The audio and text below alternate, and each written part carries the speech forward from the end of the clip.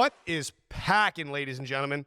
We are back with another episode of this podcast, despite popular opinion. They all. Bryce, what number is this? I don't even know. What's up, Jack? What's poppin'? What's Pac'n, dude? What number? I don't even know what podcast episode I'm on at this point. I think I cracked over 100. I'm definitely over 100. We're in season 3. That's all I know. Season 3, there was like 25 episodes. No, I did more than that. I don't know. We're here despite popular opinion. We're keeping the lights on. We're keeping the fucking videography rolling. Tape is rolling. God is good. Bless up. I feel like this is like an anniversary episode or something. I've been doing this a long fucking time now. The kid is back. Long time now. He's back, baby. So we had an extravaganza. Okay. This was an absolute extravaganza. Before I get into the extravaganza, I have to do an ad. So this ad read goes out to Garmin. Garmin watches, waterproof. I don't have a discount code yet, but I just have to tell you, Garmin watches are absolutely phenomenal. And when you get it in the mail, God forbid, you're playing around with this beautiful waterproof triathlete Garmin watch, and you're like taking a piss at the same time. This didn't happen to me. A close friend told me this. If you're taking a piss, again, this isn't me. I didn't do this. If you're playing with your watch, trying to set it while you take a piss, and you drop it in a urine-filled toilet, a stinky asparagus piss-filled toilet, and you have to fish it out with your thumb and index finger quickly because it's filled with urine, and you just like, you grab it quick and you throw it right in the sink, and then you turn the water on, you're like, oh my God, no, the water's not enough. This thing is filled with asparagus piss and it has a smell to it. You can take Windex in a glass and then you put the watch in the Windex in the glass to sterilize it. You could take it out, put it on your wrist, and swim 500 meters with this thing easily. Again, that didn't happen to me. This was a friend. You saying it's waterproof, Jack? It's waterproof, not water resistant. It's urine proof, waterproof, open water, Lake Mayapack proof. This thing, nuclear war, Garmin survives. Okay? This thing is absolutely phenomenal. Little pricey, about $400, foreign change after tax and shipping. You know how that goes. They always get you with the $99.99s. It's never $99.99 nothing. There's always the Uncle Sam hidden fees everywhere.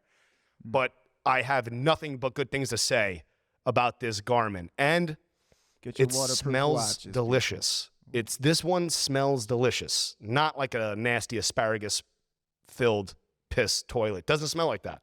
And that didn't happen to me. That was not me. What? That was a friend that told me that. What? Yeah, but Garmin watches, go get yourself one. I got my triathlon this Saturday. I'm lean, mean triathlon machine. I'm ready to go, dude. We got 3 days out. We're 3 days. No, what is today? Yeah, 4 days out. No, Saturday morning, 3 days out. Yep. 3 days out. Yep. Let me check the watch. Yeah, no, 3 days out. Okay. Now, before I get into the stories, this fit. Bryce, what do we think? Woo! Come on, dog. Jack. Come on, dog. Jack is back, baby. Hell yeah, son. Little one button. I got the one button action. My boy. This is cocktail attire. Can someone tell my beautiful girlfriend that this is a cocktail fit? You think so? This is a cocktail. Look at this. Okay. This is cocktail hour. We have a wedding coming up for very close friends of ours. We're very excited. And the other night, I was so excited. I was trying on outfits. I tried this outfit on, and she was like, no. I was like, why no? She's like, no, absolutely not. Now, this is a red blazer. It's a blazer. Not a laser, a blazer. Yeah. Red blazer, little black on the inside, got the black slacks, white Vans. Rocking the white Vans. Hell yeah. I'll bring that up in another minute. The white Vans. Key point here. So the white Vans, the black slacks, the blazer, open. Little chest hair hanging out, little man meat hanging out. Let them know, Yeah. I'm here to fuck. You know what I'm saying? I don't fuck around. I fuck around. You know what I mean? That's what this says. Okay. This says I don't fuck around. I fuck around. You know? You know that type of like thing? That's what it is.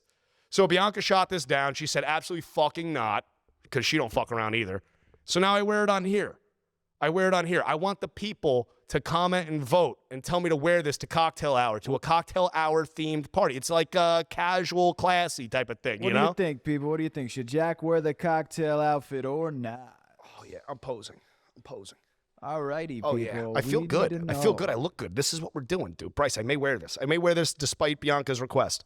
So the white vans. Yeah. We had a bachelor party recently in Nashville last week. Nashville, what a town. What? What a town. Bryce, you've been to Nashville, right? I'm heading there soon in September. You're heading there in September. You're going there sir. soon. That's what it is. Shawnsy, you been to Nashville, dog? You're going September also. Yeah. Oh, perfect. Here What's we it go. like, Here's though? the How Nashville was it, tour Jack? for you guys. Yeah. So a little highlight reel of the trip. I was in the Barstool Bar within the first hour of it opening. It's New York. Barstool Bar in Nashville is a New York beer garden. That's all it is. Really? It's New York beer garden. We saw, no shit, probably 25 NFL players, okay? And this is why I bring this up. If you have if you're over a size 13 shoe, I truly believe we need to tag and track you. Tag and track you. Because we already lost Bigfoot once. We can't do it again. These people are fucking huge. I'm standing there at the Barstool Bar with NFL lineman David Bakhtiari, who is a starting left tackle for the Green Bay Packers. This man is about 7 foot tall, gotta be 300 plus. I was talking to his belly button for a good 25 minutes. I couldn't even, I'm like, what am I, my neck didn't go that hard. Like, my head couldn't go. I don't have the flexibility in my neck to look that high up. This guy's in a tree talking to me. It was unbelievable. Stop it. I'm telling you right now, we lost Bigfoot once. Anybody over a size 13, tag and track these people. I'm sorry. But besides that, I digress. Kid Rock Bar, phenomenal bar. Jason Aldean Bar, great bar. Luke Bryant, another good spot. Dierks Bentley's Whiskey Row, phenomenal place. It's a small city with a great nightlife. It's like the size of White Plains. It's not big. It's a small city. They have one main strip. Off the strip, you have all little food spots. Listen, don't be a fucking porper and eat at the fucking food court, okay? There's a food court they try and get everybody roped into. Don't be a fucking peasant and eat there Go after the good food spots. There's good food spots all over Nashville. The barbecue there, phenomenal. I was actually surprised there's no brisket barbecue. It's all pork. They love the ribs, pulled pork, all that type of shit. It's a big smoked pork city. Really? I'm usually a brisket guy. I thought there was going to be beef. There's really not a lot of beef. I mean, there's some places that serve it, but it's not good. You got to go where the pork's at. What was your best dish you ate, Jack? The best dish was honestly peg leg barbecue. Peg leg barbecue, I think it's in South Nashville. I hit all the hoods. I was staying in East Nashville. That's my hood. Shout out East Nashville. Fucking Mas Tacos on the corner. What's up, love? They know what I'm talking about. They're probably going to listen to this. East Nashville is my hood. I was walking around shirtless looking for a lighter at 3 a.m, and we almost got stabbed. I had to pay $12 to, I'm not going to say she was on crack. I'm not going to say that. That's her business. I'm not going to put her business in the street. What? I had to give this woman that needed money for baby formula. That's what she told me. $12 for baby formula. She got you, Jack. I think she got me. She took advantage of my niceness. You know what I'm saying? I'm a kind guy. You should just bought her a bag from the street. Bro, I was like Nino Brown handing out turkeys in the hood, bro, on Thanksgiving. I was just handing out $12 for formula, just everywhere I went. I'm like, you need formula? Here's your formula. See, they Jack, loved me. You are a man of the people. Bro, Jack. I'm a man of the people, dude. Everywhere I go. Come on. Everywhere I go. Nashville was a great time. I almost got bit by a snake What? on Broadway What? Saturday night. Broadway looks like Times Square New Year's Eve. Like New Year's Eve and Broadway Saturday night, same atmosphere. A ton of drunk fucks. I think there were some people wearing adult diapers because the lines are so long. Like getting in these bars, as soon as you're in one, you're in there. You can't, like the bar hop on a Saturday night in Nashville is very difficult. The lines are crazy. The places are packed. But this one gentleman had like a good 25, 30-foot radius all around him of nobody. Nobody wanted to go near this guy. And I'm like, wow, what's going on there? It's like, at first I thought someone was fighting. You know when like a fight happens and a circle breaks out or like someone's dancing? You know, like a circle, you form a circle. I was like, wow, what's in the center of the circle? It's a man with pythons. What? Yeah, a guy with snakes.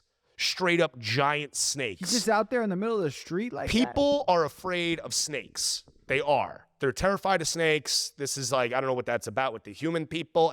All of us humans are afraid of snakes. I don't know how that's ingrained in us. It's like we've died by so many snake bites. Right. It's in our DNA to just see that thing and be like, we all shudder. Right. I was not born with that. I don't know what it is. I grabbed this snake like it was my pig, like it was a pet. This guy, soon as the snake saw me, it was like a love affair. This thing's, its tongue's out, it's loving me, it's on my shoulders, I'm taking pictures with this thing. Now I'm too comfortable, you know? Like after 10 minutes of walking around with this thing, I'm too comfortable. I start high kicking, throwing Jackie Chan kicks out there, karate chopping. I'm going nuts with this snake. And it's loving you? Was, What? key word here, was loving me. And then in nowhere, like most relationships in my life, it took a nasty turn. Out of nowhere, an unexpected nasty turn. This python, anaconda, whatever the fuck it was about 8 feet long. It went all the way down my shoulders, around my waist, through my thigh. This thing tightened up on me. I felt full strength. Uh-oh. This thing was tightened right up. I was like, holy shit. No. I was like, dude, this is what they talk about when they say it like strangles and eats your prey. Like how they crack the bones, like that movie Anaconda. You know Anaconda, when he cracks the guy and the eye pops out? I felt that strength. I felt that python power, dog. Damn. That python power. It was like riding the lightning. It was like licking a battery. It was like if you lick a 12 volt, you know? It was like, whoom, and it scared me. This head flipped right around, bro. And just like this, I'm sitting there, buttoned open shirt, the head. Now the owner of the snake tells me, he goes, yo, palms up. Put your palms up to be relaxed. What the heck's that gonna do? I'm like, I don't know. I'm listening to this guy, you know? Palms up. My palms are flat and up. This thing is inside my shirt pocket, inside my chest. Its tongue is on my nipple. It's like getting my heartbeat, you know? My heart is racing right now. I'm sweating. This thing it's smelling my pheromones. It's like, am I going to take a chunk of this guy? I don't know. My friend, dear friend of mine, he's standing there with a phone out. And you would think, you know, he would help. Some sort of help. Absolutely not. It was a situation of hangover. He's standing there with his phone out and he's going, well, he was egging it on. He's egging it on. He's going, in the face. Get him in the face. You're kidding me. Look, dude, I felt like Zach Galifianakis from Hangover. In the face. I was about to get tased in the face. I was about to get bit in the face by a python. My friend is egging this on, not stopping it. I'm shitting my pants, palms up. I'm like, get this thing right now. Not cool, not cool. Ride's over. As soon as this head flips out of my shirt and flips forward, the dude grabs it by the back of the head, rips it off me quickly. He was like, brother, that was a close one. I was like, fuck yeah, it was. I was like, woo. I was like, thank God that's over. This snake turned on me. You can't trust a snake, dude. It's in the Bible, Bryce. Don't trust the snakes. That's a close one, Jack. Dude, it was a close one. I almost lost a nipple and my face. It was unbelievable. Jesus but Christ. that wasn't even the worst part. My flight home, Spirit Airlines. Hold on. Spirit Airlines. What? Long story short, they almost lose my luggage before takeoff, leaving Nashville back to Newark, the fine airport of Newark. Now, I have thoughts about Newark. You know how I feel about the entire state of Jersey, Bryce. We should sell it to Saudi Arabia. That's You right. know I'm on record saying that. I truly believe that. That and the state of Pennsylvania. Newark is a prime example. Newark International is a prime example of why we should sell to the Saudi Arabians. That should be in the 10 Jack commandments. It's in there. It's in there. And I'm telling you, it's written in stone, not in pencil. We should sell Jersey, the whole lot of it, to Saudi Arabia. AC could be Dubai. If we sell Pennsylvania, Pittsburgh could be Abu Dhabi. Just saying, putting it out there. So hold Floating on. that idea out there. What about the We're joint? in Nashville. We almost lose my luggage leaving. Okay, the attendants for Spirit Airlines, at least they had a sense of humor about it. You know what I'm saying? I check my luggage. I go to pay for it at the terminal because there was some miscommunication at the check-in. I go to pay for it at the terminal. I walk up there. I was like, yeah, I got to pay for my bag, whatever. We came late, all this stuff. The guy goes, oh, we only have 4 bags on your reservation. We're flying with a bunch of us. There's like 8 people on the same reservation. I said, oh, well, there should be 5. Guy's like, all I have is 4. He's like, let me check. They find somebody, the guy that checked my bag, remembers seeing my bag. They have no idea where my bag is. So now our flight is delayed. We're all waiting. Everybody on this plane is camped out in the airport like refugees. We are a refugee intentment camp now in Nashville, terminal, whatever. With this, everybody hears the saga of my bag being lost. The phone charger girl.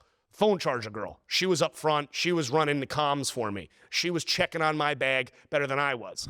So with this gentleman comes back and he looks at me and he can't tell me that the bag is lost. So he's writing it on a paper and showing me this. And the paper says, Charlotte.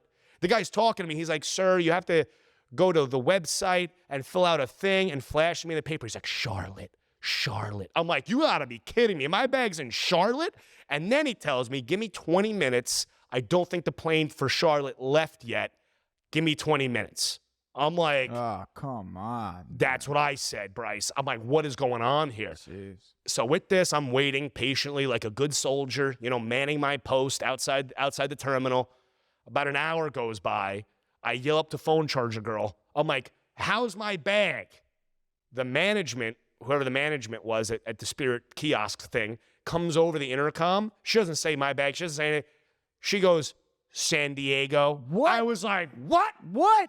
I'm losing it. Now I'm saying I'm going on how the San Diego Zoo chimpanzees are going to be wearing Tommy Hilfiger underwear brought to you by Jack Lemmons.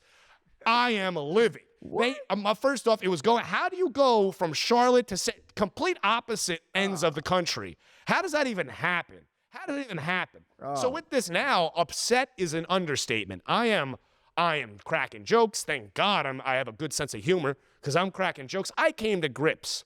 When they told me Charlotte, I came to grips with the fact that I'm never seeing 4 pairs of dirty underwear and a couple good shirts ever again. I came to grips with that, okay? I'd be pissed, Jack. I was like, all right, it is what it is. It is what it is. I have my health. I have my wealth. I have my happiness. That's all that matters. That's all that matters. So we go to board. They're nice enough to let me go through like the handicap entrance, like the fast pass at Disney World, zone whatever. They let me up front to tell me they have no idea where my luggage is. They really, truly don't. They're like, we're sorry, but here's the good news. They're going to let me cut the line and they're not going to charge me for my bag. What?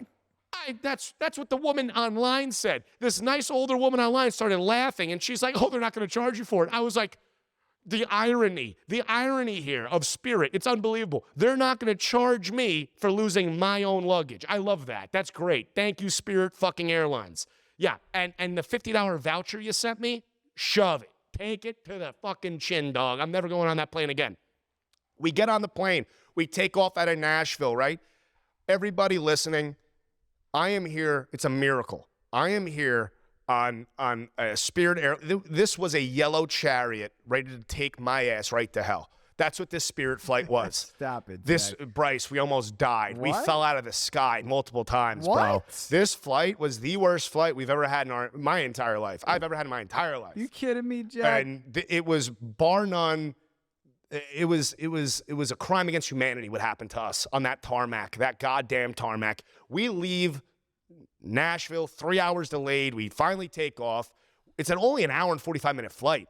We get there. We're all sleeping. What did the pilot say on the takeoff? Before we even take off, the pilot pretty much doomed us. He comes on. He goes, this is your captain. Everyone that said they would never fly Spirit again, welcome back. I was like, oh, this guy's a comedian. This guy's a jokester. Wow. For everybody that said they would never fly Spirit again, welcome back. If you hear that before the safety fucking exercise that happens, before we even take off, get off the flight. Get off the flight. You're cursed. You're doomed. Whatever you want to call it, you're fucked. Okay? This guy fucked us from the get. We go up in the sky, hour, 45-minute flight. We're all sleeping. The guy comes on the intercom right before landing, right? The guy goes, oh, yeah, I'm going to have you guys down on the ground in about 25 minutes. Tray table is up. Okay. Garbage comes out, all that shit. The stewardess going by. I'm like, all right, yeah, not bad, whatever. Stewardess come by, tray table was up, seatbelts on, right? We're like, all right, yeah, we're going to be on the ground soon. Out of nowhere, the plane, you can feel the plane. The plane's starting to circle a little bit. We're doing a circle. He comes back on, and he goes, hey, we got some traffic down in Newark. It's going to be about half hour, 45 minutes. But don't worry, we have plenty of fuel. What? Now, I'm an observationist, okay? I observe everything around me. I don't know what that is. It's like a sixth sense. It's like a feline sense of mine, a cat-like sense. When he said fuel, no one was thinking that. That was not on anybody's mind. No one's topic of conversation. Why is that on the first thing, the forefront of our pilot's brain is we have plenty of fuel? What is plenty of fuel? Okay. We're like, what are we going to do? We're all trapped in this tube in the sky. What are we going to do? We're circling. I look out the window. I got a window seat. Look out the window. I see some dark clouds, some cumulonimbus real big thunderstorm motherfuckers. I look over. Now, we travel with an aviator. We have a pilot in the crew. On your crew? In the crew, we have a pilot. He may be a cheap pilot, but he's a pilot. Okay. So this pilot, this cheap pilot of ours, I look at him and I said, aviator, tell me what's going to happen in the next 10 minutes. Look at these clouds. He looks outside the window. He looks at all of us. And very confidently, he says, there's going to be some chop. Uh-oh. I was like, there's going to be some chop. Chop. So just a little chop. Chop? Just a little chop. Just a little turbulence. Just a little chop up there. Just a little, 10-second free fall. That's all it's going to be. I'm like, what the hell? With this thunder and lightning rain down on our plane, I'm like, what is going on? We're circling for a goddamn hour in severe turbulence, 9,000 feet, 9,000 feet in the sky, because he kept saying that. The pilot kept coming over saying, don't worry, we have plenty of fuel. It's only going to be another 25 minutes, and we're cruising at 9,000 feet. While everyone is getting violently ill, there are 4 people. The people in the legroom seats, I don't know what they were rubbing. I think they had rosary beads. They're rubbing something, saying prayers. There's 4 people projectile vomit. The poor family in front of me. God, this Jack. kid, I felt horrible for the kid. He has a puke bag. He is throwing up everything. And now it's one of those situations like you feel bad, but if you see it, you're going to do it. You know? I'm like, I can't deal with this. I'm going to do it next. I'm going to do it next. I'm seeing it. I'm going to do it.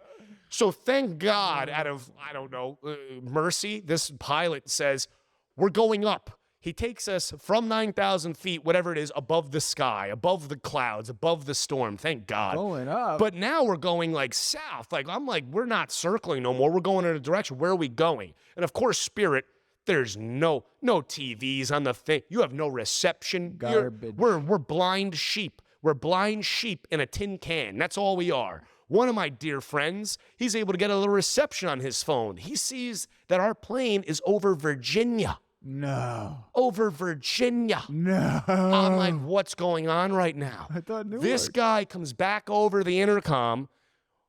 Everybody stay calm. We are making an emergency landing in Baltimore International Airport. Baltimore, Maryland. We paid for a flight to go to Newark, New Jersey. We're landing, emergency, in Baltimore, Maryland, because we are out of fuel.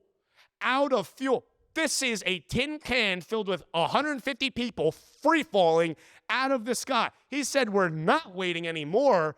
We're not flying in circles anymore because we're actually on fumes. We're on jet fuel fumes on a tin bird free-falling out of the fucking sky. No. I'm losing it. Everybody's losing it.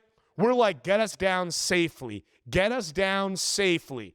This guy, we land in Baltimore, clap. We're clapping. I'm like, thank God we're on ground. People, I mean, it's the white in people's faces. The color's coming back. People lost all color from nausea in their face. This entire flight rejoices. And then they have the balls to tell us, as soon as we land, by the way, we're only letting people that carry-on bags off this flight. What? If you check the bag, you have to stay. So, of course, my bag that's already lost, that I came to grips with, we stayed because everyone else checked some bags. There's like 4 bags checked. I was ready to walk off that plane, get a rental car, and drive 6 hours back to New York, which happened anyway. But what do? We decide we're staying on this flight. We're going to go back up there. With What? this, You had an hour of turbulence, and then they took you down emergency landing in Baltimore? not my decision. It was a majority group decision, Bryce. Thank God you brought that up because I wanted to leave.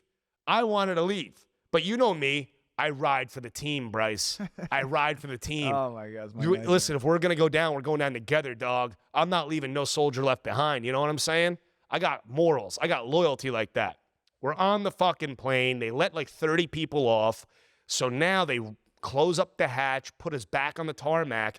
Guy's like, oh, it's only going to be another 15 minutes. 15 minutes turned into 3 hours. No. 3 hours on the tarmac in fucking June, July in the heat with no food. That I raided the bar cart. I didn't care. We gave them someone's credit card. Wait, what? Someone's credit card went down. What? Yes. Yes, it was Lord of the Flies. We were all on our own, Bryce.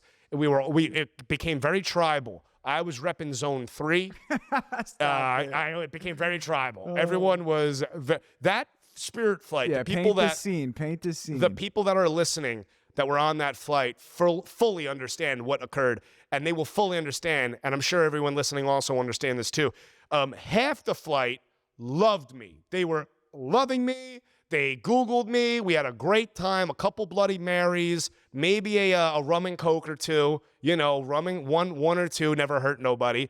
The other half of the flight, they hated me. They wanted to punch me squarely in the face. There was a couple death threats. Bullshit. There was a couple death threats that they wished upon me. One lady stood up to complain, and I was discriminated against.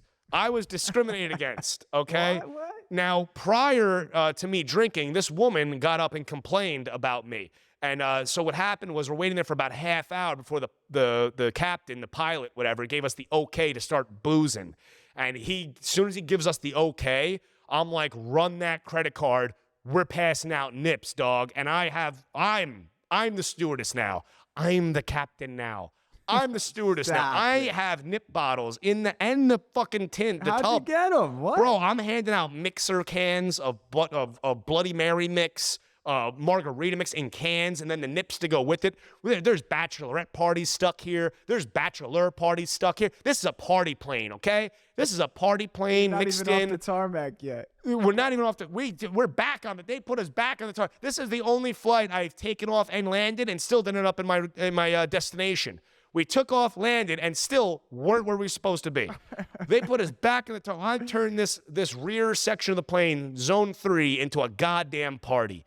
It was a party on the tarmac. Now, this woman stands up before I started handing out all the booze, and she complains about the vulgarity, about the loudness, yada, yada, yada, whatever. So with this, she says, and you, to the stewardess, and you think it's okay to serve that gentleman another drink? The stewardess, this is my man, this is my dog. When I go to Vegas, I'm going to go visit this guy. He walks over there and he says, ma'am, he has yet to be served. Nobody has been served alcohol. And if I refuse to serve him alcohol, that's discrimination. You have to sit down now. I was like, hell yeah, brother. And now I'm screaming, break out the extended seatbelt for this one. We're double strapping her in. And they wanted to double strap me in. So it was like a rival. The zone up there that wanted me silenced, that wanted me censored, they wanted to double strap me in the seat. I wanted to double strap them in the seat. And we're all in this yellow chariot of hell, this chariot of death, sitting on the tarmac for 3 hours with tensions arising, getting drunk. So with this... What about the guy who was yelling at you on the phone with his wife? Oh, my God. This guy is on the phone with his wife, and he's sitting behind us, and I feel bad. He got stuck. He got stuck in the middle of a party. That's what he did. He got stuck in the middle of a party, and this is a middle-aged man, and he was not happy. He wanted to get home to his wife. He had a terrible experience way up there in the sky. He's on the phone with his wife, and I'm going on about who knows what. And the guy goes, You said you took over the bar cart. What happened to that? I did. I'm bar? handing out all the nip bottles. You're grabbing shit from the box? I'm grabbing shit. I'm handing out all the nip bottles. This guy, a friend of mine, wanted to punch me in the face because all the nip bottles were going everywhere. That was a very close friend of mine was on this gentleman's side, wanted to beat the shit out of me, okay? And I said to this guy, he said something. He was on the phone with his wife about a train ticket. He's going to get a train to go to Penn Station. And I told him, I said, listen, buddy. I said, Penn Station ain't home, dog. I said, Penn Station ain't home. I said, is your wife here? Because he kept saying about his wife. He said, I'm on the phone with my wife. I'm on the phone with my wife. I was like, dude, she's not here. We're all locked in this tube together. You want to be on that phone? That's fine. You want to get out of here? We're all stuck here. We got to make the best of it while we're here. Let's get drunk, ride it out, and enjoy whatever fucking time we have together because we all almost just died. I said, tomorrow morning, we're all going to wake up. You're all going to be able to see your loved ones and be a little grateful. Have a little gratitude because we almost took this bird, this tin can, this yellow death trap, almost crash landed in Baltimore on fumes. We rode in on Nashville Angel Wings. There was an angel watching that flight. I can attest to that. Okay? I'm telling you right now, this turbulence for an hour was it made you question God. It made you like, they say there's no atheists in foxholes. I was praying. I'm up there. I'm rubbing my cross. I'm like, Jesus, oh, Jesus, baby Jesus. Let's get us down. Let's get us all down safe. I had my cowboy hat on. They call me the cowboy. The cowboy's praying to Jesus and baby Jesus to get us home safely. Thank God. Thank God. Long story short, we were able to deboard. We got a car. We had to drive 6 hours. Wait. What happened? 6 hours. You never took off? No. Oh, no, this is Spirit, Bryce. You'd think they do the right thing and, like, you know, bring you to where you paid to go. Absolutely not. They deboard us, and they said, hey, there's an air traffic control tower that's on fire. No way. And no planes are taking off. 60 flights were grounded. 60 flights. We all get off. Jesus. I'm watching full-grown corporate people sprint, knees to chest, sprint to rental cars. They are sprinting. Woof, woof, woof. I bodied a poor dentist. Some dentist, I don't know, he could be an accountant. Looked like a dentist to me. Guy is hiding behind a pillar in the rental car section. Jack's moving downhill, son. Downhill. Gave him a little bump. I didn't see him. Little bump, just a little bump. Little bump. I mean, he didn't have a full yard sale. Shit. But yeah, he fell. It was a sprint. We were all sprinting. It was all of us. It was a stampede of humans, okay? And when we caught a straggler. I'm sorry. I'm sorry to that gentleman. And he knows who he is, but he understands the situation also. I've never seen a rental car service. These valets were doing Olympic-style wind sprints from cars with keys. It was like the baton race. They're passing keys to running back, getting cars, yada, yada. It was a scene. It was an absolute scene. And I just want to thank Spirit Airlines for this near-death experience. And let me tell you, I am never, ever flying Spirit again. Never again. That pilot, the ones that said he never flew, you're welcome back, go fuck yourself. Go fuck yourself. I'm sorry. I said it, I had to. Next time you land safely, clap it up, people. Show a little respect, a little gratitude, okay? I don't blame you, Jack. Bryce, the traveling now at these airports, I don't know what we're like. It's like the zoo. They treat us like cattle. Yeah. It's not. What happened? What happened to it's Disney World. It turned into Disney World. What happened to the old days? Martinis, suits, fucking leather luggage. What happened to that? What happened to that? I saw one guy fly with a cooler that had duct tape on it. He had an igloo cooler that he duct taped. And what are we doing? What are we doing? You got in the rental car. Wait, what happened in the airport, in the middle of the airport when you got out? Now, oh yeah, what about I the have joint? a story. This was a story. What about the joint? This was a story. What happened to me was a story. Now, the joint that I smuggled through the airport from Nashville, I bought this joint in Nashville. I told everybody that could listen, that my luggage had a joint smuggled in it, okay? And as soon as we got off this flight, if we ever did, I was going to smoke that joint right there at the airport. I didn't care. I was like, I didn't care. What are they going to do? Ask me to leave? We're leaving anyway. What's the worst case scenario? Go home? I'm trying, okay? So with this, we get off the plane. We deboard, finally. We're waiting for our luggage. Not only did they not lose my luggage was the first bag out. Yeah. It had no tag on it. It had a little white tag. I don't know what they did. I didn't pay for it. It had a little white tag on it. They must have pulled it off the San Diego flight right before it took off, put it on the luggage, and in there, in a Tums bottle that I smuggled, was a joint that I bought in the East Nashville, my hood. Shout out to 913 Chattanooga Avenue. My homeboys out there hooking it up. Swear to God. They sold me 2 joints Friday night at 2 a.m. Those are my boys down there. So wait, those are my boys. So with this joint, I get out of the bag. I open up my side compartment. I pull my bottle of Tums out. I pull the joint out. Everyone's laughing.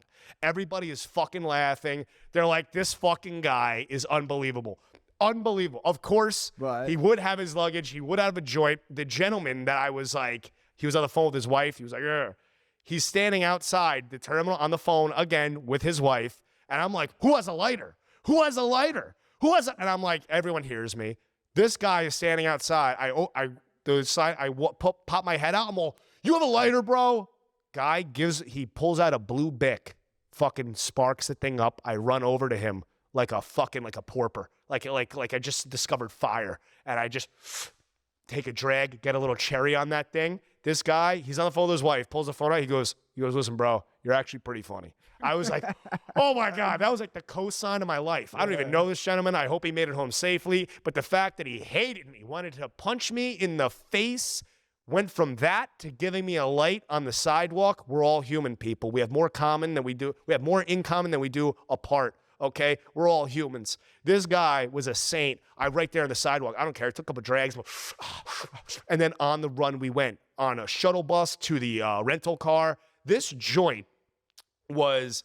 Now I have a story. This joint should write a book. This joint was grown in the hills of Mexico by the Sinaloan cartel, smuggled on someone's back across a river, made its way to Nashville, East Nashville, where it was broken down, just rolled up and packed by some, East Nashville blood gang member that was sold to me, which was smuggled through Nashville Airport, which landed in Baltimore, which was smoked in Baltimore and on the Jersey Turnpike. And let me tell you something.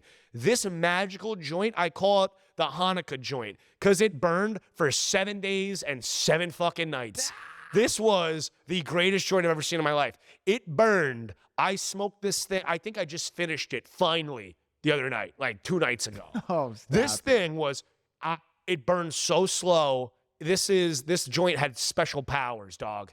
This was blessed by Jeepus himself. This was a Jeepus joint from Nashville. Unbelievable. If this joint could write a book, it would be a New York Times bestseller. How one joint's travel from the Sinaloan cartel to Jack Lemmon's New York fucking kingdom. How this joint made it here, unbelievable story. It almost went to Charlotte, this joint. This joint almost ended up in San Diego. This joint had an uncomfortable airline nightmare of experience in high turbulence in a Tums bottle. That's crazy. And was smoked by yours truly. It was a wild, wild experience. I am so glad we went to Nashville. And by the way, white vans only. Well, black vans too. Black vans matter also. Black vans and white vans only. I refuse to buy cowboy boots. I will not sell out. I am a New Yorker. Get the vans. The vans, we do not sell out. I'm not buying no fucking cowboy boots in Nashville. I refuse to sell out. I didn't eat the cheese. I wasn't another rat in the maze. I wasn't eating the cheese. No way. No way. I stuck to my roots, dog. No fucking fake cowboy shit here. But yes, everyone should go to Nashville. It was a wonderful experience. Sounds like a nightmare, Jack. It really, it was more than a nightmare. It was more than a nightmare because it was real. It was real. We almost died. I am here purely on a miracle. Yeah. Well, the Spirit flight from Nashville, the miracle flight of 2023. It will be talked about for ages. All right, people. As always, health, wealth, happiness. Go to Nashville. One hell of a time. Hell yeah, brother.